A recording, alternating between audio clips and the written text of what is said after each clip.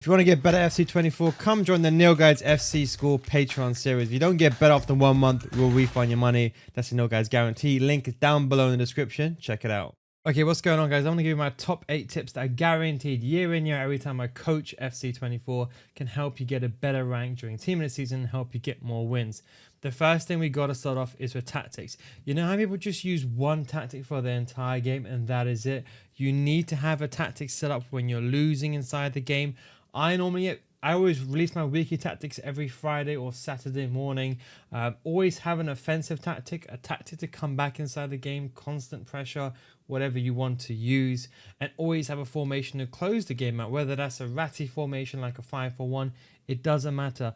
Don't try to feel like, oh, let me play like a good player, because everyone else is going to play like a rat, and you're going to experience that yourself. So just go in playing like a rat, because they're going to do the same thing.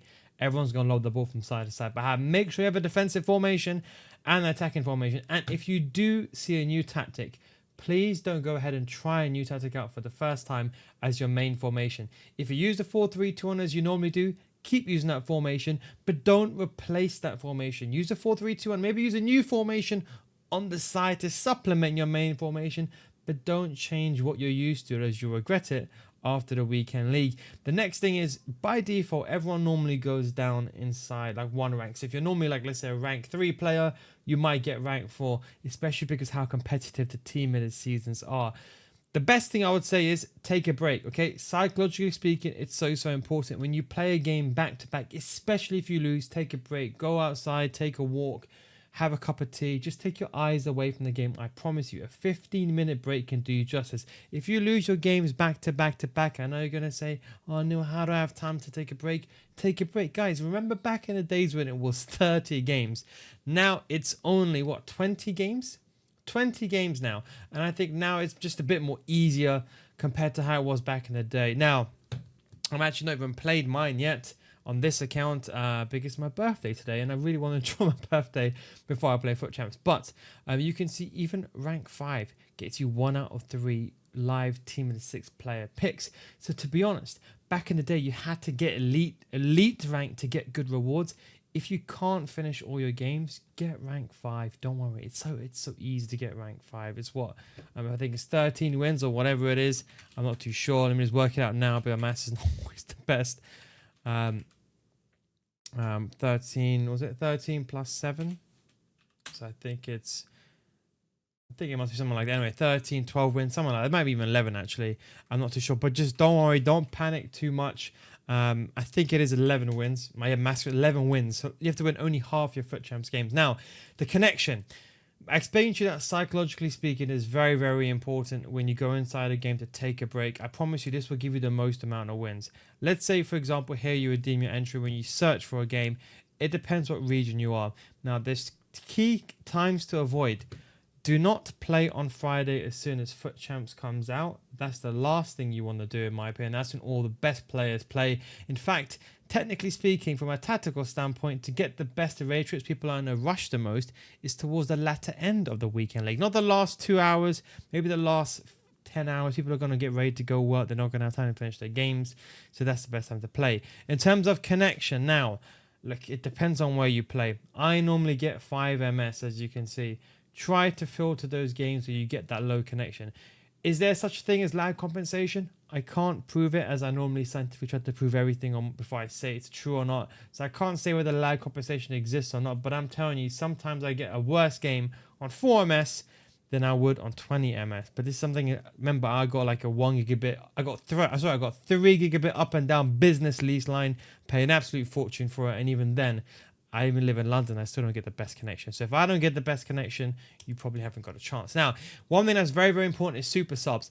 Every single year, people always try to play their best players. Now, that's completely fine, but have some super subs. Try to get some quick impact subs. Look, you can honestly, with the amount of evolutions that came out inside this year, you can get some really good gold gem super subs. And to be honest, some of these super subs you can even get.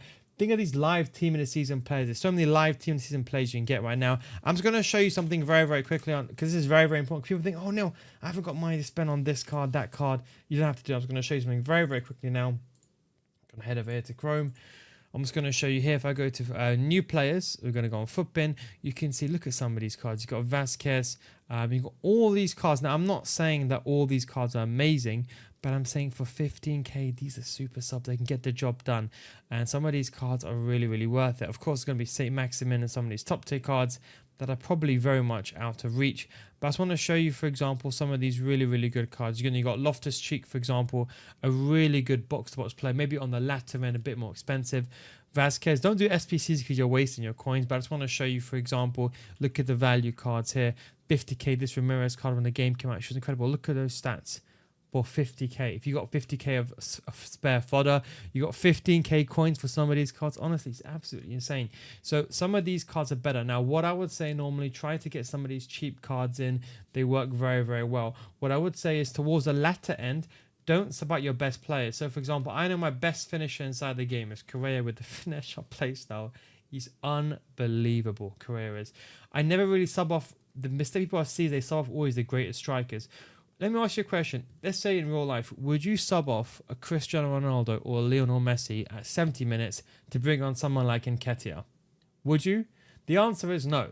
So when you have a top tier card inside the game, even if they lack stamina, don't sub them off. For some positions, like let's say you're playing a 4-4-2. Now this is where I would say if you're playing a 4-4-2, subbing on wingers or fullbacks or centre mids are very, very important, especially centre mids when you're trying to press and come back in the game because they need pace and stamina. But if you've got a top tier striker like a Ham or an R9 or an Evolution, anyone, whoever you have, keep them in striker, put them on stay forward. You don't have to sub off a card that's got low stamina. Only sub on a card that is better than base stats. And don't forget, remember, a sub, when they come on 0 chemistry. So whatever stats you see, as you can see, player chemistry is 0 at the top.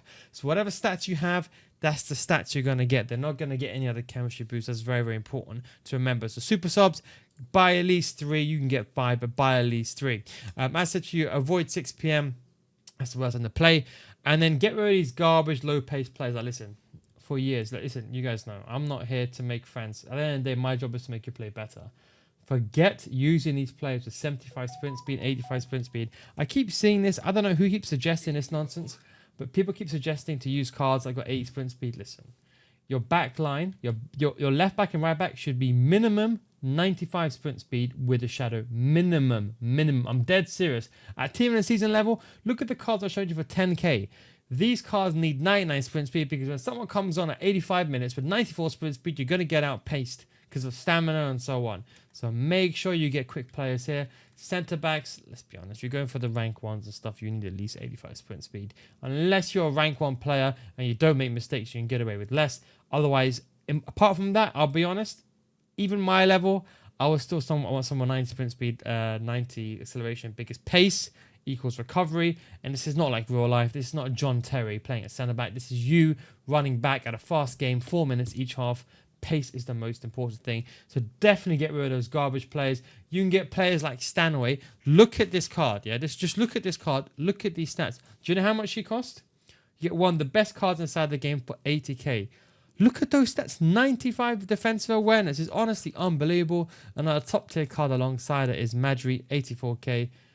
Guys, just get the super subs. Forget this nonsense. Forget people telling you to use low cards. I don't know why people keep suggesting these low rated cards. It's just nonsense.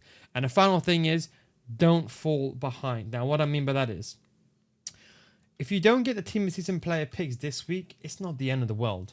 But as you go towards, I would say, Premier League team of the season, if you haven't played the weeks prior and you haven't got the coins, you could fall behind. So if you haven't played and you come back for team season, you haven't played for weeks, play this weekend league. At least get ranked. Guys, rank 5. I want to tell you a secret. Rank 5, honestly, if you really don't have time, the last hour of FUT Champs, you can get it done. Even if you're an average player, you can get it done.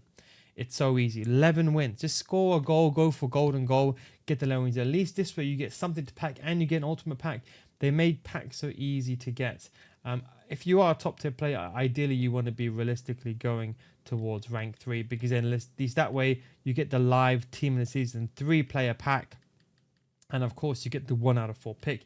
In fact, to be honest, technically speaking, if you go with this one here, you do get the live team season pack, but it's untradeable. But rank 3 is the one where you're really going to make the coins, kind of like the rank 3 back in the days. But anyway, guys, hope you enjoyed this video. Thank you very much for watching. Don't forget, if you want to get better FC24, it comes with my Patreon series, patreon.com/Nil Guides. Links down below in the description. If you don't get bet after 1 month, we will refund your money. That is a Nil Guides guarantee.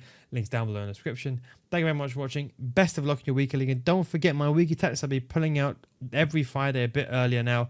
Thanks for watching. Take it easy. Of course, catch you next week. Peace out.